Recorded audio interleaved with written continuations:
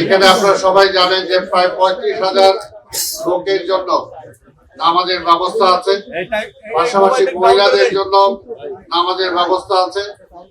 এবং আমরা আশা করি আমাদের মন্ত্রী পরিষদের সদস্যবর্গ সহ অন্যান্য উচ্চ পদস্থ কর্মকর্তা যারা আছেন তারাও এখানে উপস্থিত থাকবেন। তবে এখানে আমাদের নামাজের আগে যদি কারো প্রয়োজন হয় ওজুর ব্যবস্থা সেটাও করা আছে, মহিলাদের জন্য একই ব্যবস্থা করা আছে। আর প্রতিবারের ন্যায় আমাদের প্রথম ঢোকার সময় গেটগুলো খোলা কম থাকবে, বের হওয়ার সময় গেটগুলো সব খুলে দেওয়া হবে যাতে সবাই দ্রুত সময় বের হয়ে যেতে পারে। আমি আসলে আজকে তেমন খুব বেশি একটা বক্তব্যের কিছু নেই, আপনাদের সবার সহযোগিতা আমরা চাই।